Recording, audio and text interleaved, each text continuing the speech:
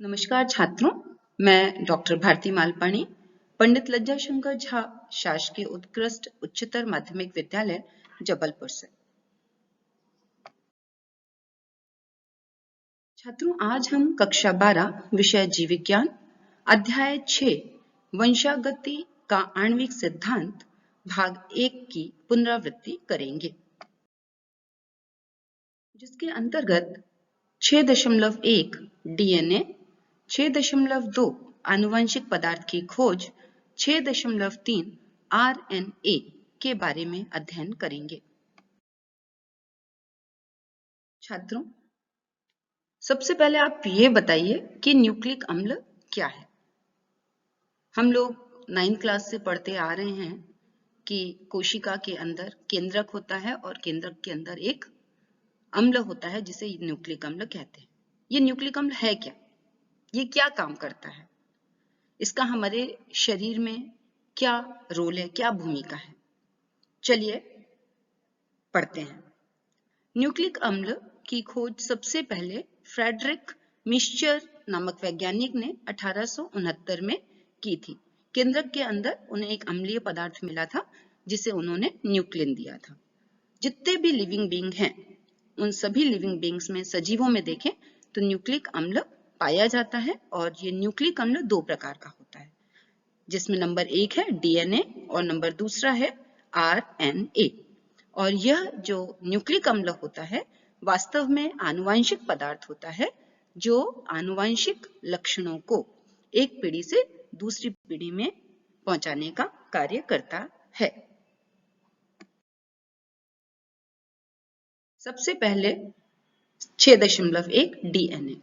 जैसा आप सभी लोग जानते हैं कि डीएनए का पूरा नाम क्या है? डीऑक्सी राइबो न्यूक्लिक अम्ल, है ना। ये किसका बना होता है? ये पॉलीन्यूक्लियोटाइड श्रृंखलाओं का बना होता है। ये किसका बना होता है? इसमें 3 घटक होते हैं।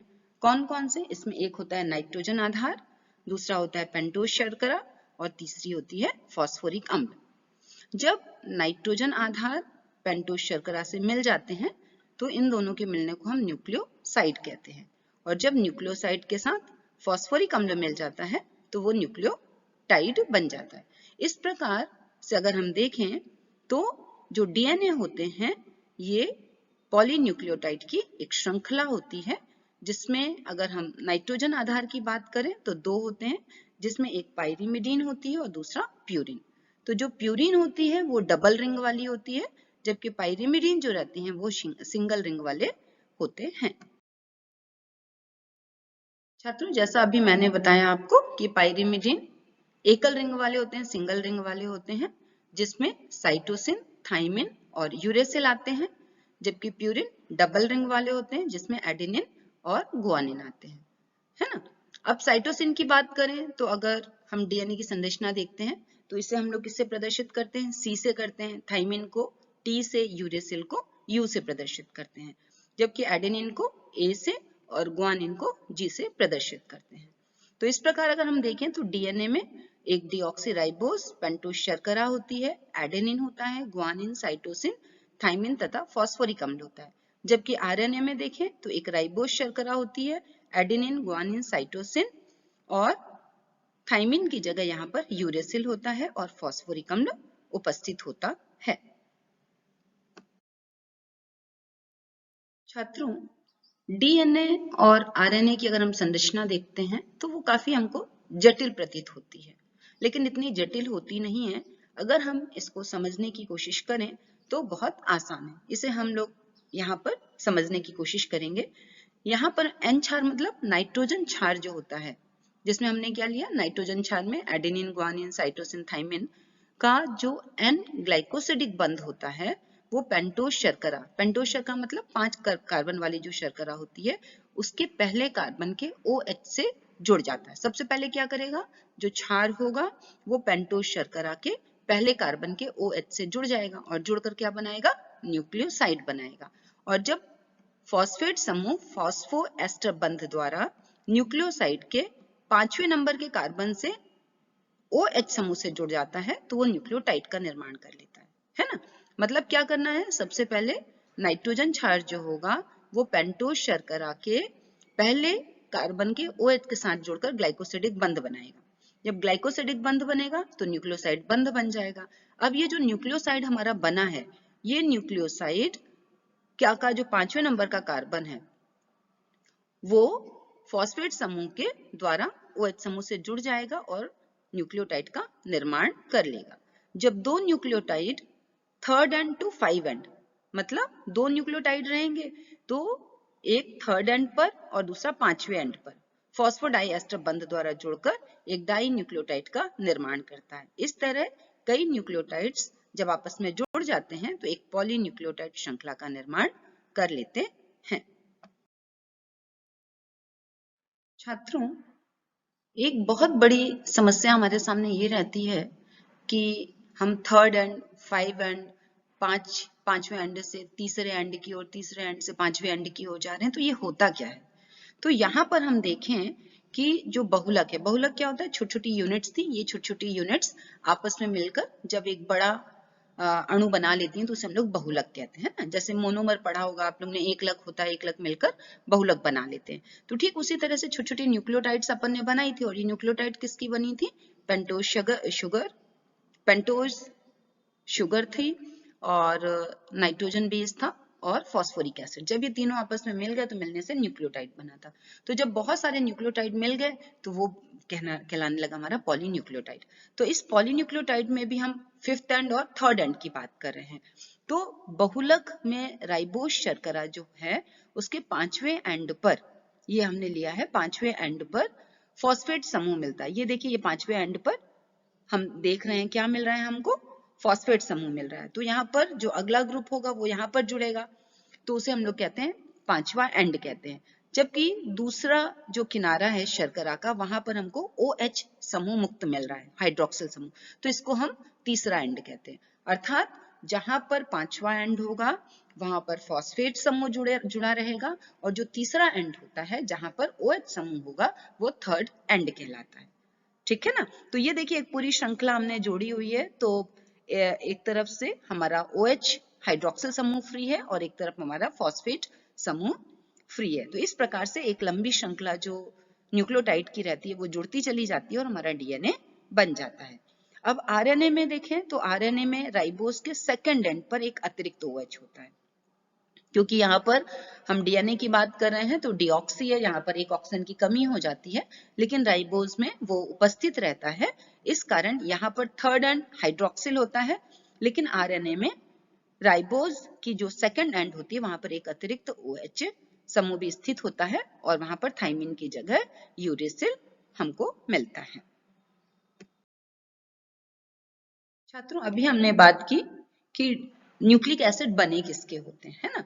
अब हम देखते हैं कि DNA की जो द्विकुंडलित संरचना होती है वो कैसी होती है। तो DNA की अगर द्विकुंडलित संरचना का हम अध्ययन करें तो हमें पता चलता है कि यह दो पॉलीन्यूक्लियोटाइड श्रृंखला का बना होता है, जिसका आधार शर्करा फॉस्फेट का बना होता है।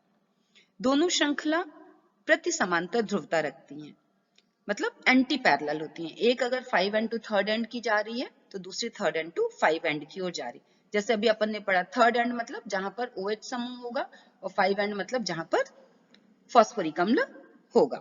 दोनों श्रृंखला के क्षार आपस में हाइड्रोजन बंध द्वारा जुड़े हुए होते हैं। यहाँ पर एडेनिन के साथ थाइमिन और गुआनिन के साथ साइटोसिन होता है, जो आपस में हाइड्रोजन बंध बनाते हैं। एडेनिन और थाइमिन के बीच में डबल हाइड्रोजन बंध होता है, जबकि गुआनिन और साइटोसिन के बीच में ट्रिपल हाइड्रोजन बंध पाया जाता है। क्योंकि एंटी पैरेलल है तो यहाँ पर दो पॉलीन्यूक्लियोटाइड श्रृंखलाएं जो होती हैं वो आपस में कुंडलित हो जाती हैं और उस संरचना का निर्माण कर लेते हैं। चलिए हम एक आगे वाली स्लाइड में इसको देखते हैं कि ये द्विकुंडलित संरचना कैसे बनती है।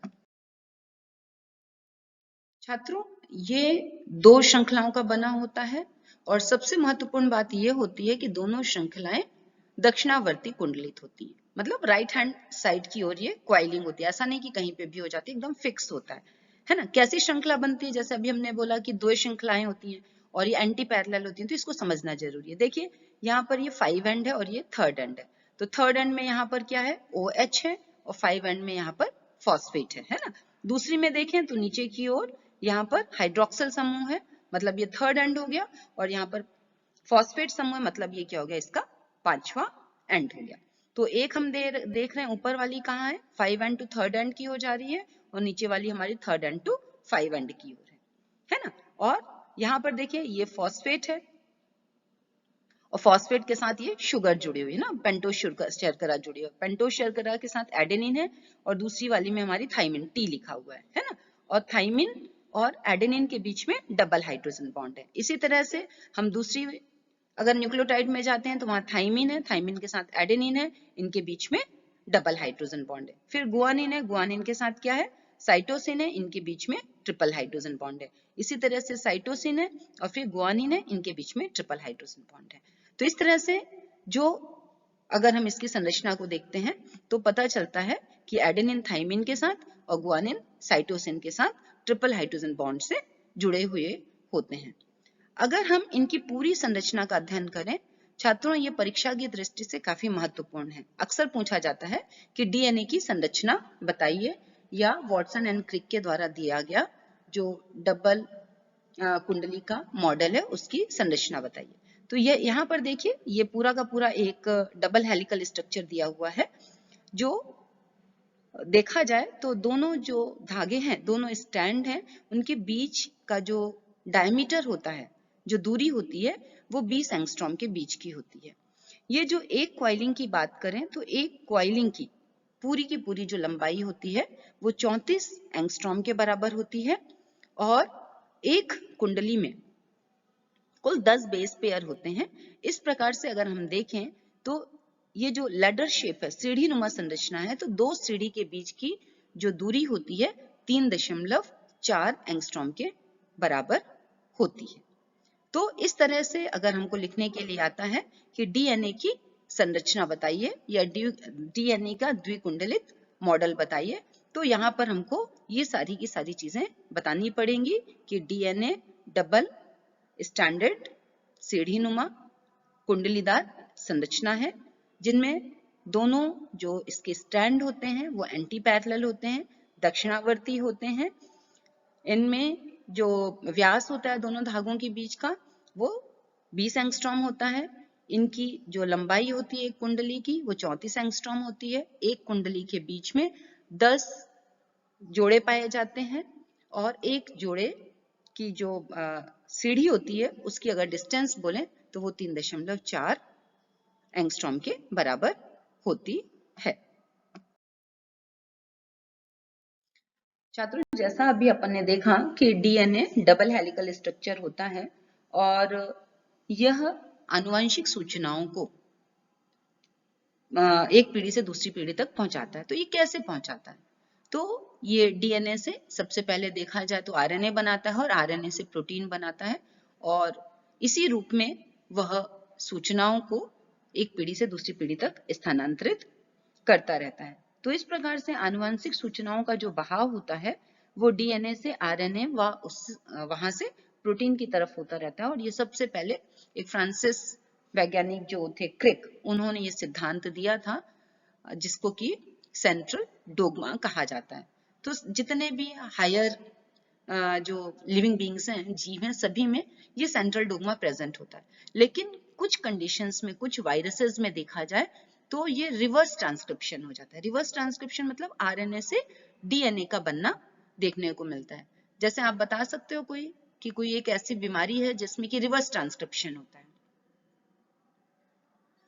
हाँ, बिल्कुल सही आप लोगों ने सोचा, एड्स है ना। एक्वायर्ड इम्यूनो डिफिशियंसी सिंड्रोम जो होती है वो रिट्रोवायरस के कारण होती है, जिसे अपन लोग कहते हैं ना।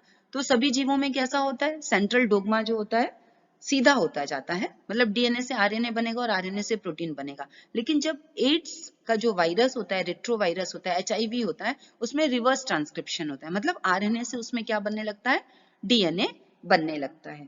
तो इसके कारण जो अभी तक इसका ट्रीटमेंट है, अगर हम सही तरीके से बोले तो नहीं मिल पा रहा है, क्योंकि वो रिवर्स ट्रांसक्रिप्शन करता है। तो ये कुछ विषाणुओं में हमको रिवर्स ट्रांसक्रिप्शन मिलेगा, लेकिन सामान्यतः जितने भी लिविंग बींग्स हैं उनमें सेंट्रल डोगमा होता है। और सेंट्रल डोगमा में क्या बनेगा, ट्रांसक्रिप्शन होगा। ट्रांसक्रिप्शन क्या होता है, डीएनए से आरएनए का बनना ट्रांसक्रिप्शन कहलाता है। और आरएनए से प्रोटीन का बनना ट्रांसलेशन कहलाता है। छात्रों, हमारे दिमाग में एक उथल पुथल मची रहती है कि ये डीएनए की कुंडली किस तरह से बनी होती है, क्रोमोसोम्स किस तरह के बने हुए होते हैं, ये आपस में किस तरह से जुड़े हुए हैं और ये हमको मोतियों जैसे दिख रहे हैं। तो आज हम लोग यहाँ पर डीएनए की जो पैकेजिंग है ना, डीएनए किस तरह से कुंडली बनाती है और किस तरह से आपस में पैकेजिंग करती है, किस तरह से पैक होते हैं, वो समझने की कोशिश करेंगे। बहुत आसान है, थोड़ा सा ध्यान से आप लोग सुनिएगा तो ये बात समझ में आ जाएगी, है ना। तो डीएनए की अगर हम बात करते हैं तो गुणसूत्र एक अति कुंडलित एवं वलित डीएनए का ही अणु होता है। ठीक है, हमारे दिमाग में आता है कि क्रोमोसोम बोल रहे हैं, फिर क्रोमोसोम्स के साथ हम जीन बोल रहे हैं, जीन के साथ डीएनए बोल रहे हैं, तो इनका आपस में क्या रिलेशन, तो ये रिलेशन हम समझने की कोशिश करेंगे। तो गुणसूत्र जो होते हैं वो अति कुंडलित एवं वलित डीएनए के ही अणु होते हैं जो प्रोटीन अणुओं के साथ संयोजित रहते हैं। डीएनए लाखों डीऑक्सीराइबोन्यूक्लियोटाइड इकाइयों के बने हुए एक लंबी श्रृंखला वाला बहुलक होता है। इसमें क्या क्या चीजें होती हैं अगर हम देखें तो इकोलाई क्या है, हमारा प्रोकैरियोटिक है जिसमें स्पष्ट केंद्रक नहीं पाया जाता। फिर भी इसका अगर डीएनए देखें तो संपूर्ण कोशिका में विस्तारित नहीं होता, अपितु ऋण आवेशित डीएनए कुछ धनावेशित प्रोटीनों के साथ एक स्थान पर पाया जाता है जिसे हम लोग न्यूक्लियोइड कहते हैं। न्यूक्लियोइड में डीएनए बड़े लूपों में व्यवस्थित पाया जाता है जो प्रोटीन से जुड़े होते हैं। जबकि हम अगर यूकेरियोट्स की बात करें, है ना, यूकेरियोट्स मतलब सुकेंद्र में, तो जीवों में न्यूक्लियोसोम जो होता है वो डीएनए पैकेजिंग की आधारभूत इकाई होते हैं। यहाँ पर देखिए हमने ये जो आपको 8 गोले जैसी संरचना दिख रही है, वास्तव में ये क्या होते हैं, न्यूक्लियोसोम होते हैं। तो यूकेरियोट में न्यूक्लियोसोम पैकेजिंग की आधारभूत इकाई होते हैं। और ये जो नाम है न्यूक्लियोसोम, ये किसने दिया था, आउडेट ने दिया था। प्रत्येक न्यूक्लियोसोम डीएनए एवं हिस्टोन प्रोटीन की बनी हुई अर्ध बेलनाकार रचना होती है। हिस्टोन प्रोटीन क्षारीय, कम अणुभार वाले और धनात्मक आवेश वाले प्रोटीन होते हैं। ये 5 प्रकार की होती है। यहाँ पर देखिए हमने लिखा हुआ है H1 है, H2A, H2B, H3, H4 और एक छठी भी मिलती है जिसे H5 कहते हैं जो कि मछलियों में और उभयचरों में पाई जाती हैं। हिस्टोन प्रोटीन में लाइसिन और आर्जिनिन अमीनो अम्ल प्रचुरता में पाए जाते हैं और इसमें ट्रिप्टोफेन अमीनो अम्ल का अभाव होता है। तो प्रत्येक न्यूक्लियोसोम के मध्य में एक क्रोड, एक प्रोटीन ऑक्टोमर होता है जिसमें H2A, H2B, H3, H4 histone protein के दो अणु होते हैं। देखिए यहाँ पर चार बने हुए हैं, तो इसमें 2 जो हैं H2A के हैं, 2 H2B के हैं, 2 H3 के हैं और 2 H4 के हैं। इसमें H1 जो होता है वो लिंकर का काम करता है, जोड़ने का काम करता है। और यहाँ पर देखें तो यदि हिस्टोन ऑक्टोमर के ऊपर डीएनए का 1.67 एक वामावर्त चक्र होता है जिसमें 146 क्षारक युग्म होते हैं। 2 न्यूक्लियोसोम को जोड़ने वाला डीएनए को लिंकर डीएनए कहते हैं। ये देखिए यहाँ पर है, ये जोड़ने का काम करता है। इसकी लंबाई 80 क्षारक युग्म तक हो सकती है। H1 जो प्रोटीन है वो न्यूक्लियोसोम का भाग नहीं होता है। यह न्यूक्लियोसोम के आधार पर डीएनए के प्रवेश और निकास पे पाई जाती है। ये देखिए जहां से ये अंदर जा रहा है और जहां से बाहर जा रहा है, ये डीएनए लाल कलर का डीएनए है और ये ग्रीन कलर का इसमें H1 है। तो H1 जो है डीएनए को अंदर जाने और बाहर निकालने में हेल्प करता है, जबकि हिस्टोन बाकी जो है H2A, H2B, H3, H4 ये आपस में जुड़कर 8 की एक संरचना बना लेते हैं और ये जो सॉलिड संरचना बन जाती है जो 8 की बनी हुई है उसे हम लोग क्या कहते हैं, न्यूक्लियोसोम कहते हैं।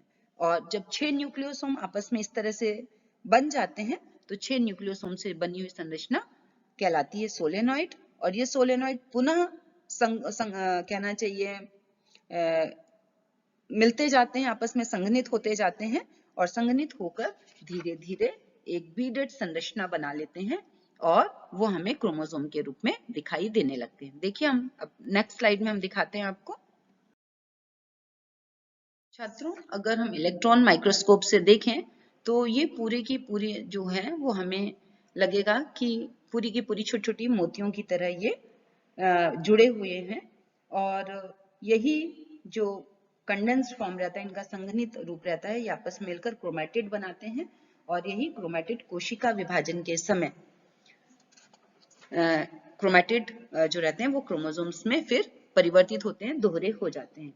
कोशिका विभाजन की मध्यावस्था में क्रोमैटिन की पैकेजिंग के लिए अतिरिक्त प्रोटीन की भी आवश्यकता होती है, जिन्हें सामूहिक रूप से गैर हिस्टोन गुणसूत्रीय प्रोटीन कहते हैं और एक प्रारूपी केंद्रक में क्रोमैटिन के कुछ भाग ढीले ढीले पैक रहते हैं तथा हल्के रंग से अभिरंजित होते हैं, जिन्हें हम यूक्रोमैटिन कहते हैं।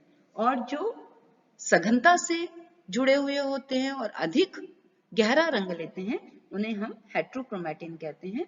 और हेट्रोक्रोमैटिन वाला जो भाग होता है वो अनुलेखन में निष्क्रिय होते हैं, ट्रांसक्रिप्शन में भाग नहीं लेते हैं।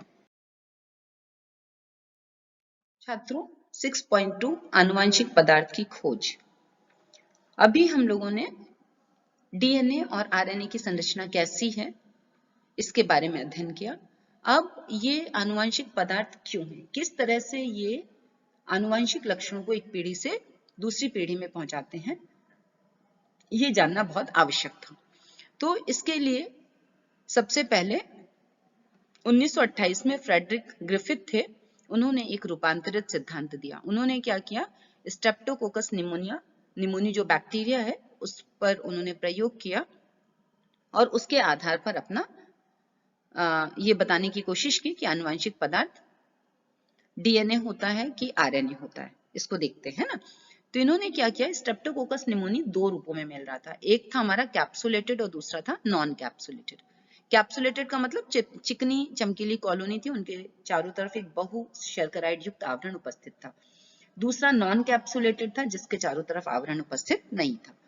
तो वैज्ञानिक ने क्या किया, जब कैप्सुलेटेड बैक्टीरिया को लिया और चूहे में जब प्रवेश कराया तो चूहा मर जाता था, क्योंकि चूहे को निमोनिया हो गया। और जब उन्होंने नॉन कैप्सुलेटेड को डाला और चूहे में प्रवेश कराया तो चूहा जो रहता है वो नहीं मरता, जीवित रहता है। ये फर्स्ट एक्सपेरिमेंट उन्होंने किया। दूसरे एक्सपेरिमेंट में क्या किया, उन्होंने स्ट्रेप्टोकोकस निमोनी को लिया और लेने के बाद उसे गर्म किया। गर्म करने से वो मर गया और मरने के बाद जो उनको केमिकल्स मटेरियल मिला, उसको जब उन्होंने चूहे में स्थानांतरित किया तो देखा कि चूहे को निमोनिया नहीं होता है और चूहा जीवित रहता है। जबकि हमने पहले देखा था कि जब बिना गर्म किए चूहे में प्रवेश कराया था तो चूहा मर जाता है, क्योंकि उसको निमोनिया हो जाता है।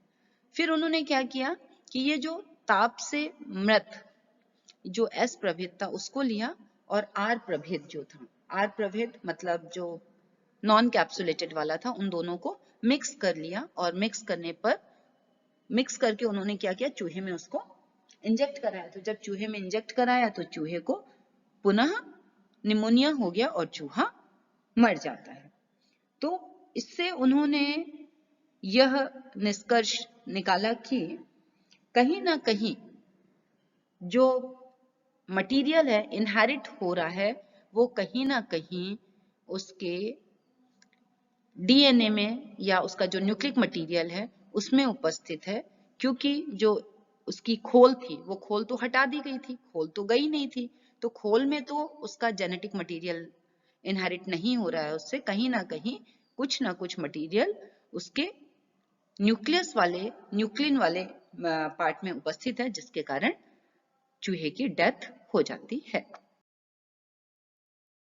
इस आधार पर ग्रिफिथ ने यह निष्कर्ष निकाला कि जीवाणुओं का डीएनए ही ऐसा पदार्थ था जो नॉन कैप्सुलेटेड को कैप्सुलेटेड में कन्वर्ट कर देता है, जिसके कारण जो चूहा है उसकी मृत्यु हो जाती है। अर्थात डीएनए ही है जो एक आनुवंशिक पदार्थ है जो लक्षणों को एक पीढ़ी से दूसरी पीढ़ी में स्थानांतरित कर देता है। अब है 6.2.1 में आनुवंशिक पदार्थ डीएनए है। अल्फ्रेड हर्शे एवं हेस ने जीवाणुभोजी पर कार्य किया और इसके लिए उन्होंने क्या किया कि एक विषाणु को विकिरण सक्रिय सल्फर पर और एक विषाणु को विकिरण सक्रिय फास्फोरस की उपस्थिति में उत्पन्न किया। हर्शे और चेज ने उन विषाणुओं पर कार्य किया जो जीवाणुओं को संक्रमित करते थे, जिन्हें हम लोग क्या कहते हैं, जीवाणु भोजी कहते हैं। जीवाणु भोजी जीवाणुओं से चिपकते हैं और अपने आनुवंशिक पदार्थ को जीवाणु कोशिका में भेजते हैं। जीवाणु कोशिका विषाणु के आनुवंशिक पदार्थ को अपना समझने लगते हैं, जिससे आगे चलकर अधिक विषाणुओं का निर्माण करते हैं। हर्शे और चेज को इस बात का पता लगाने के लिए प्रयोग किया कि विषाणु से प्रोटीन या डीएनए निकलकर जीवाणु में प्रवेश करता है कि नहीं। उन्होंने कुछ विषाणुओं को ऐसे माध्यम पर पैदा किया जिसमें एक को विकिरण सक्रिय फास्फोरस और दूसरे विषाणु को विकिरण सक्रिय सल्फर पर वृद्धि किया था। जिस विषाणु को विकिरण सक्रिय फास्फोरस की उपस्थिति में पैदा किया उसमें विकिरण सक्रिय डीएनए पाया गया, जबकि विकिरण सक्रिय प्रोटीन नहीं था, क्योंकि डीएनए में फास्फोरस होता है, प्रोटीन नहीं होता है। ठीक इसी तरह से विषाणु जिसे विकिरण सक्रिय सल्फर की उपस्थिति में पैदा किया गया उनमें विकिरण सक्रिय प्रोटीन पाई गई, डीएनए विकिरण सक्रिय नहीं था, क्योंकि डीएनए में सल्फर नहीं पाया जाता।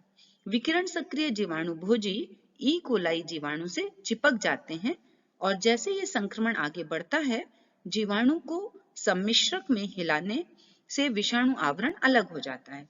जीवाणु को अपकेंद्रीयकरण में प्रचक्रण कराने से विषाणु कण जीवाणु से अलग हो जाते हैं। जो जीवाणु विकिरण सक्रिय डीएनए रखने वाले विषाणु से संक्रमित हुए थे वे विकिरण सक्रिय रहे। इससे स्पष्ट है कि जो पदार्थ विषाणु से जीवाणु में प्रवेश करता है वह डीएनए है और जो जीवाणु उन विषाणुओं से संक्रमित थे जिनमें विकिरण सक्रिय प्रोटीन था वे विकिरण सक्रिय नहीं हुए। इससे यह संकेत मिलता है कि प्रोटीन विषाणु से जीवाणु में प्रवेश नहीं करता। इस कारण से आनुवंशिक पदार्थ डीएनए ही है, विषाणु से जीवाणु में जाता है। यहाँ पर आप देख सकते हैं कि यहाँ पर एक चित्र बना हुआ है, ये बैक्टीरियोफेज का है, जिसमें अंदर की ओर डीएनए लाल कलर से बना हुआ है और चारों तरफ से प्रोटीन का खोल है। तो जब ये बैक्टीरियोफेज चिपकता है तो चिपकने पर केवल ये देखिए डीएनए ब्लैक कलर के हैं, केवल यही अंदर जाते हैं और जाकर कैरेक्टर्स को रिप्रेजेंट करते हैं। 6.2.2 आनुवंशिक पदार्थ के गुण। छात्रों, अभी तक जो विचार विमर्श चल रहा था कि आनुवंशिक पदार्थ प्रोटीन है कि डीएनए है, तो हर्शे और चेज ने जो एक्सपेरिमेंट किया उससे क्लियर हो गया कि आनुवंशिक पदार्थ तो डीएनए ही है और डीएनए ही है जो लक्षणों को एक पीढ़ी से दूसरी पीढ़ी तक पहुंचाने का काम करता है। जो हमारे विषाणु होते हैं वहां पर अधिकतर आनुवंशिक पदार्थ आरएनए होता है, परंतु कुछ प्रमुख जगहों पर और हायर लिविंग बींग्स में देखें तो आनुवंशिक पदार्थ वहां पर डीएनए होता है। डीएनए ही एक अपना मैसेंजर आरएनए बनाता है जो लक्षणों को दूसरी पीढ़ी तक पहुंचाने में मदद करता है। अब एक बहुत महत्वपूर्ण प्रश्न परीक्षा में आता है कि डीएनए और आरएनए की तुलना कीजिए। तो मुझे ऐसा लगता है कि जो अभी अपन लोगों ने स्टडी की है, पढ़ाई की है, उसमें से आप डीएनए और आरएनए में अंतर अच्छी तरह से लिख पाएंगे। अब यहाँ पर अगर हम थोड़ा सा देखें तो सबसे महत्वपूर्ण ये है कि डीएनए जो होता है वो अपनी प्रतिकृति बना लेता है, वो एक टेम्पलेट की तरह कार्य करता है और एक मैसेंजर आरएनए का निर्माण कर लेता है, और जबकि आरएनए जो रहता है वो अपनी प्रतिकृति नहीं बना पाता है। तो यहाँ पर हम देखें कि आनुवंशिक पदार्थ इतना स्थायी होना चाहिए कि जीवन चक्र की विभिन्न अवस्थाओं, उम्र या जीव की शरीर क्रिया में परिवर्तन से उसमें परिवर्तन नहीं होना चाहिए। आनुवंशिक पदार्थ का स्थायित्व उसकी एक प्रमुख विशेषता है, जो ग्रिफिथ ने रूपांतरित कारक से स्पष्ट है कि जिसमें ताप से जीवाणु की तो मृत्यु हो जाती है, लेकिन उसके बाद भी उसका आनुवंशिक पदार्थ बना रहता है, उसकी विशेषताएं नष्ट नहीं होती हैं।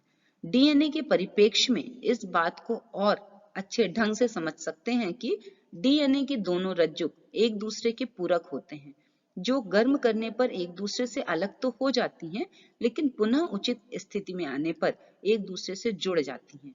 आरएनए के प्रत्येक न्यूक्लियोटाइड पर सेकेंड एंड पर हाइड्रोक्सिल समूह मिलता है। यह क्रियाशील समूह है, जिससे आरएनए अस्थिर और आसानी से विखंडित हो जाता है। इस कारण से डीएनए रासायनिक संगठन की दृष्टि से कम सक्रिय व संरचनात्मक दृष्टि से अधिक स्थायी होता है। इस कारण दोनों न्यूक्लिक अम्ल में डीएनए एक अच्छा आनुवंशिक पदार्थ माना गया है। तो यहाँ पर एक प्रश्न ये भी आ सकता है कि डीएनए और आरएनए में डीएनए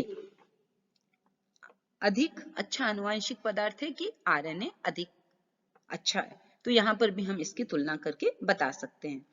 वास्तव में डीएनए में यूरेसिल की जगह थाइमिन होने से उनमें एक अधिक स्थायित्व मिलता है। दोनों आरएनए व डीएनए उत्परिवर्तित हो सकते हैं। वास्तव में आरएनए अस्थायी व तीव्र गति से उत्परिवर्तित होता है। परिणाम स्वरूप विषाणुओं में आरएनए जीनोम मिलता है। उसकी जीवन अवधि छोटी और तेजी से उत्परिवर्तित व विकसित होने वाली होती है। आरएनए प्रोटीन संश्लेषण के लिए सीधे कूट लेखन करते हैं, इसलिए वे आसानी से लक्षण व्यक्त करते हैं। डीएनए प्रोटीन संश्लेषण के लिए आरएनए पर निर्भर है। प्रोटीन संश्लेषण की सारी व्यवस्था आरएनए से विकसित हुई है। इस प्रकार हम कह सकते हैं कि डीएनए अधिक स्थायी होने से वह आनुवंशिक सूचनाओं को संचय कर सकता है। आनुवंशिक सूचनाओं के स्थानांतरण हेतु आरएनए उपयुक्त है। छात्रों, अब हम पुनरावृत्ति के प्रश्न देखेंगे और आज हम लोगों ने लिए हैं सत्य और असत्य। पहला है डीएनए अणु का व्यास 20 एंगस्ट्रॉम होता है। सही है कि नहीं? बिल्कुल सही, डीएनए के अणु का व्यास 20 एंगस्ट्रॉम होता है। नंबर दूसरा है कोशिका विभाजन के समय आनुवंशिक पदार्थ की प्रतिकृति होती है। बिल्कुल, कोशिका विभाजन की जो एस प्रवस्था होती है वहां पर आनुवंशिक पदार्थ की प्रतिकृति होती है। तीसरा है न्यूक्लियन नाम मेंडल ने दिया। यह असत्य है क्योंकि न्यूक्लियन नाम किसने दिया था? फ्रेडरिक मिश्चर ने दिया था। अतः यह उत्तर जो है वो इसका जो है वो गलत है। फिर वॉटसन एवं क्रिक का डीएनए मॉडल जेड डीएनए कहलाता है। बिल्कुल सही, यह जेड डीएनए कहलाता है। आरएनए में एडेनिन, ग्वानिन, साइटोसिन, थाइमिन पाए जाते हैं। यह असत्य है क्योंकि आरएनए में थाइमिन की जगह यूरेसिल पाया जाता है। ठीक है, आज के लिए इतना है, फिर मिलेंगे। सबको धन्यवाद।